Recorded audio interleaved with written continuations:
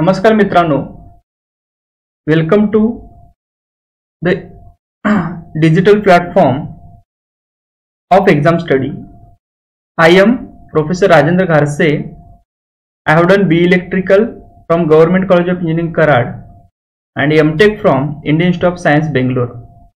I was the All India 7th ranker in the GATE examination and I am having a teaching experience of more than 10 years in a GATE and ESC training.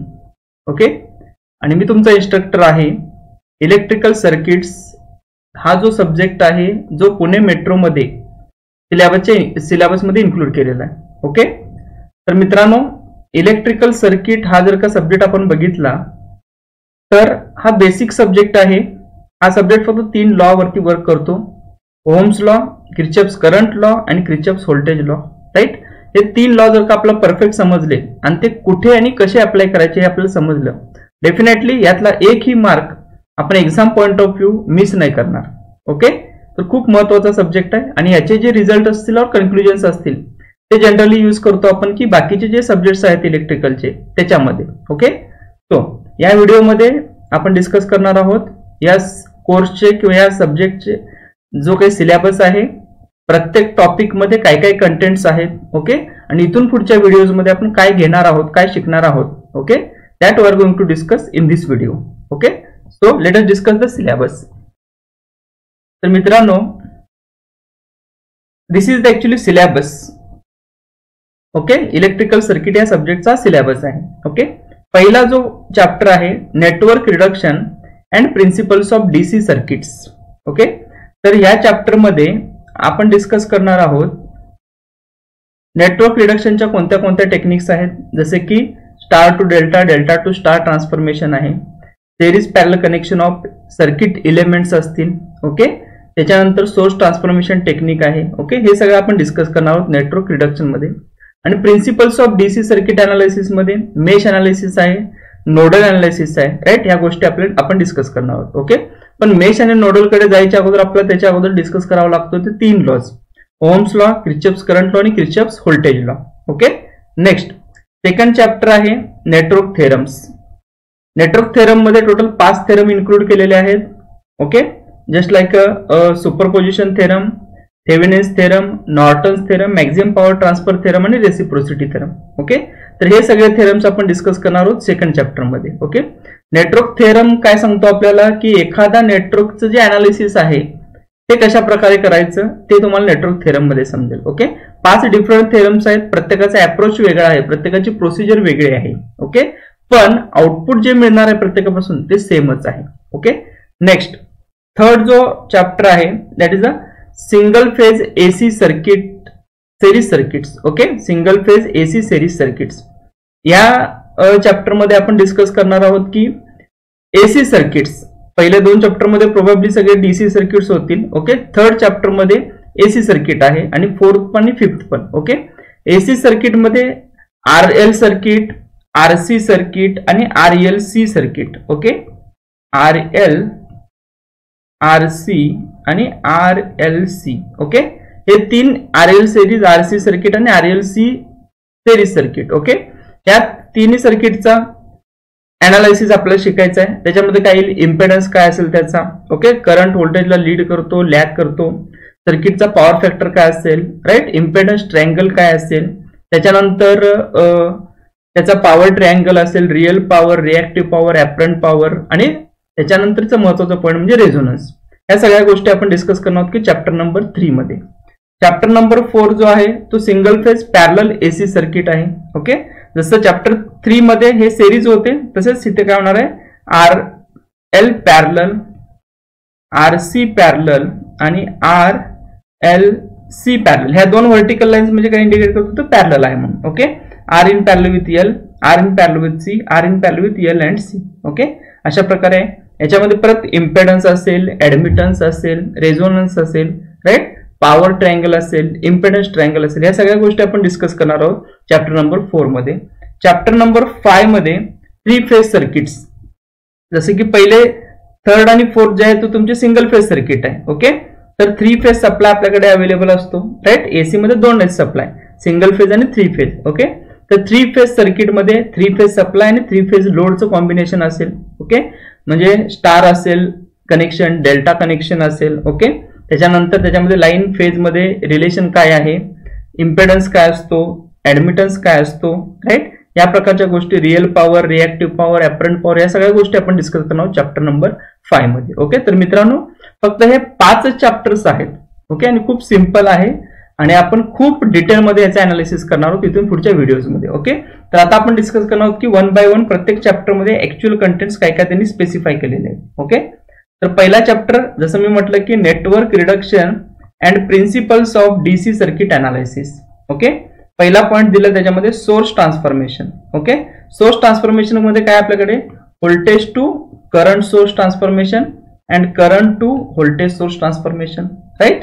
हे दोनच point आहे त्याच्यामध्ये घ्यायचे. Okay, आणि questions विचारले जाऊ शकतात त्याच्यावरती. ओके, खूप सिंपल टेक्निक आहे. ओके, नेक्स्ट सेकंड जो आहे स्टार टू डेल्टा आणि डेल्टा टू स्टार, म्हणजे एखादा सर्किट स्टार, एखादे इलेमेंट्स 3 एलिमेंट स्टार मध्ये असतील तर त्याचा डेल्टा कसा करायचा, डेल्टा असेल तर स्टार कसं करायचा.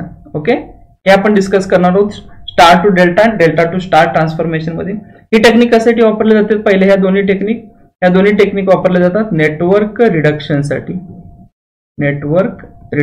वापरले जाते, राईट. त्याच्यानंतर आहे मेश अनालिसिस.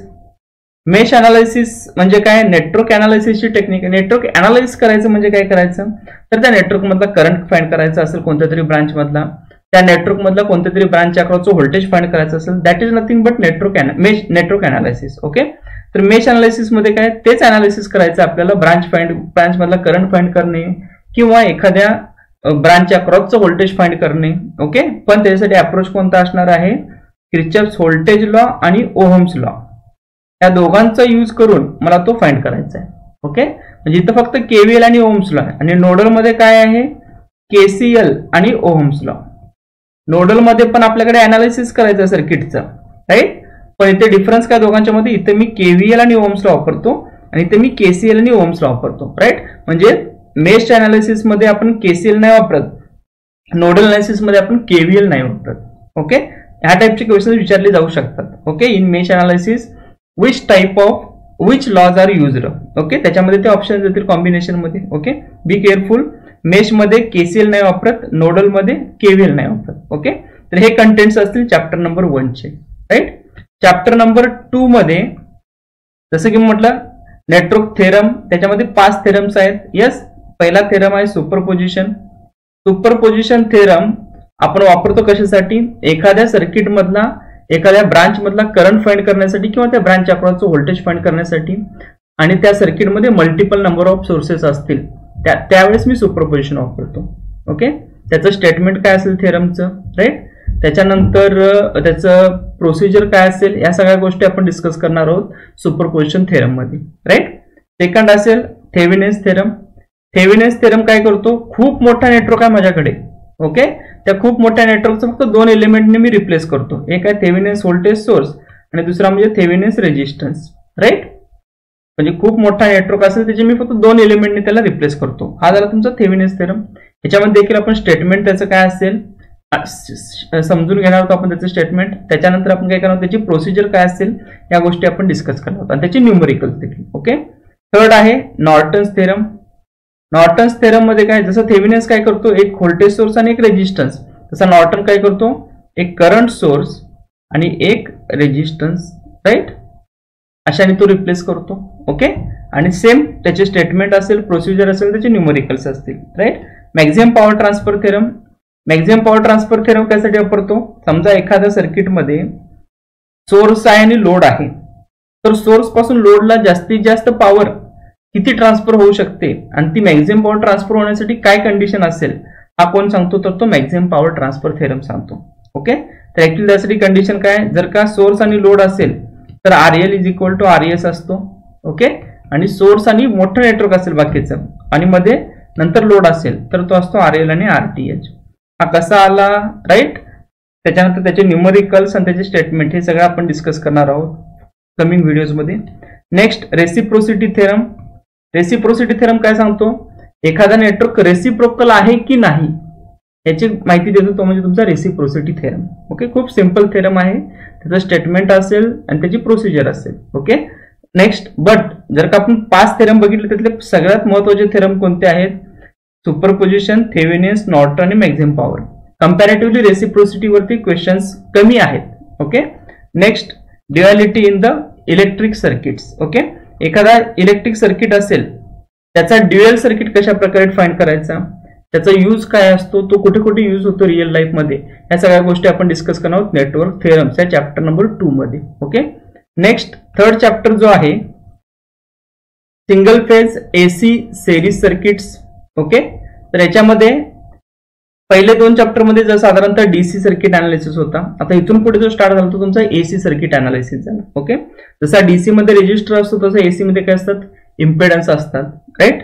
नंतर मग ऍडमिटन्स, त्याच्यानंतर पॉवर फॅक्टरची कन्सेप्ट येते, नंतर पॉवरची कन्सेप्ट येते, इम्पेडन्स ट्रायंगल आणि पॉवर ट्रायंगल, ह्या सगळ्या गोष्टी येतील एसी मध्ये. ओके, तर single phase AC series circuit म्हटले त्यांनी. ओके, तर जसं की मी म्हटलं याच्यामध्ये कोणते सर्किट्स येतील? आरएल, आरसी आणि आरएलसी येतील. कोणत्या कोणत्या गोष्टी आपण डिस्कस करणार आहोत? Impedance, reactance, impedance triangle, power factor, real power, reactive power, apparent power आणि पॉवर ट्रायंगल. ओके, हे सगळ्या गोष्टी याच्यामध्ये डिस्कस केल्या जातील. फेजर डायग्राम कशा प्रकारे ड्रॉ करायची, एसी सर्किट किंवा एसी पॉवर कशा प्रकारे जनरेट करायची, या सगळ्या गोष्टी आपण तिथे डिस्कस करणार आहोत. एसी क्वांटिटी म्हणजे काय, डीसी क्वांटिटी म्हणजे काय, त्या दोघांच्या मधला डिफरन्स काय असतो, एसीची फ्रिक्वेन्सी काय असते, डीसीची फ्रिक्वेन्सी काय असते, एक्सेट्रा, हे सगळे आपण डिस्कस करणार आहोत. Okay, same RLC circuit elements, त्याचे डिटेल्ड थेरी अनालिसिस. ओके, आणि concept of resonance. Okay, resonance मध्ये येईल तुमच्या बँडविड्थची कन्सेप्ट येईल, त्याच्यानंतर क्यू फॅक्टरची कन्सेप्ट येईल. ओके, हे सगळे डिस्कस केले जाईल चॅप्टर नंबर 3 मध्ये single phase AC series circuit. जसा की चॅप्टर 3 आहे तसं तुमच्याकडे चॅप्टर नंबर 4 आहे. तिकडे सिरीज सर्किट होता, तर इकडे काय माझ्याकडे पॅरलल सर्किट आहे चॅप्टर 4 मध्ये, राईट. तेच एलिमेंट्स आहेत आर, एल आणि सी आणि त्यांचं कॉम्बिनेशन. ओके, काय काय येते? आर पॅरलल एल आहे, आरसी पॅरलल आहे, आरएलसी पॅरलल आहे, राईट. सेम त्याचं इम्पेडन्स काय, त्याचं रिॲक्टन्स काय, फेजर डायग्राम काय असेल, इम्पेडन्स ट्रायंगल काय असेल, power factor, real power, reactive power, apparent power आणि पॉवर ट्रायंगल, राईट. हे सगळ्या गोष्टी येतील आणि फेजर डायग्राम पण येईल याच्यामध्ये. ओके, फेजर डायग्राम कशी ड्रॉ करायची, पॉवर फॅक्टर लीडिंग असेल, लॅगिंग असेल, इन फेज असेल, या सगळ्या गोष्टी आपण डिस्कस करणार आहोत. आणि नंतरचा असेल तो म्हणजे तुमचा रेझोनन्सचा पार्ट. ओके, रेझोनन्स टँक सर्किटचं कसा प्रकारे फाइंड करायचं, आरएल पॅरललचं कसं, आरएलसी असेल सर्किट पॅरलल, कॉम्बिनेशन असेल आरएल ब्रांच आणि आरसी ब्रांच, त्याचा रेझोनन्स असेल कसा फाइंड करणार, त्याच्यानंतर त्याची कंडिशन काय असेल, त्याच्यानंतर क्यू फॅक्टर काय असतो, राईट, बँडविड्थ कशी फाइंड करायची, या सगळ्या गोष्टी डिस्कस केल्या जातील चॅप्टर नंबर 4 मध्ये. आणि चॅप्टर नंबर 5 जो आहे तर मित्रांनो तो आहे 3 फेज सर्किटचा. ओके, चॅप्टर 3 आणि 4 तुमचे सिंगल फेजचे होते, इथे काय झालं 3 फेज. 3 फेज मध्ये काय येणार आहे, एका साईडला 3 फेज सप्लाय आहे, सेकंड साईडला 3 फेज लोड आहे. ओके, 3 फेज मध्ये 2 गोष्टी आहेत, कनेक्शन्स म्हणजे स्टार असतील किंवा डेल्टा असेल. ओके, नंतर त्याच्यामध्ये परत येतो तुमचा लाईन व्होल्टेजची कन्सेप्ट, लाईन करंटची कन्सेप्ट, फेज व्होल्टेजची कन्सेप्ट, फेज करंटची कन्सेप्ट. ओके, त्याच्यामध्ये अँगल किती असेल, तिथं फेजर डायग्राम कशा प्रकारे ड्रॉ करायची, राईट, या सगळ्या गोष्टी आपण डिस्कस करणार आहोत. राईट, चेक करा फेजर रिप्रेझेंटेशन दिलेलं आहे. फेज सिक्वेन्स महत्वाचा पॉईंट, फेज सिक्वेन्स म्हणजे काय असतो. ओके, त्याची डेफिनेशन, तो कशा प्रकारे फाइंड करायचा. एखादा फेज सिक्वेन्स दिला असेल समजा RYB. ओके, तर खाली ऑप्शन देतील की आणखीन कोणता यातला फेज सिक्वेन्स आहे की जो RYB ला मॅच नाही करत. ओके, त्या टाइपचे छोटे छोटे सिंपल न्यूमेरिकल्स आहेत, ते आपण डिस्कस करणार आहोत आणि ट्रिकी आहेत. नंतरचा पॉइंट आहे 3 phase star to delta connection. Right, next star and delta connection. Next आहे balanced unbalanced load. Right, load मध्ये पण बॅलन्स्ड कसा असतो आणि अनबॅलन्स्ड कसा असतो. राईट, ही कंडिशन आहे. आणि पॉवर इन 3 फेज सर्किट्स. तर मित्रांनो हे कंटेंट्स आहेत सिलेबसचे. ओके, खूप सिंपल सब्जेक्ट आहे. ओके, जसं की मी म्हटलं 3 लॉ वरती वर्क होतो. त्यातले 2 लॉ किर्चॉफचे आहेत, KCL KVL, आणि एक आहे ओहम्स लॉ. हे 2 लॉ आपल्याला परफेक्ट समजून घ्यायचे आहेत. त्याच्यानंतर ते कशा प्रकारे यूज करायचे ते आपण डिस्कस करणार आहोत. ओके, आणि Pune metro exam point of view जर का बघितला याच्यावरती क्वेश्चन्स जास्तीत जास्त असण्याची शक्यता आहे. ओके, आणि ह्याचे जे कन्क्लुजन्स आहेत तेच तुम्हाला मदत करतील पुढच्या सब्जेक्टमध्ये अंडरस्टँड होण्यासाठी. ओके, त्यामुळे हा खूप महत्वाचा चॅप्टर आहे, महत्वाचा सब्जेक्ट आहे. Okay, so please be with me. Okay, thank you, thanks for you watching.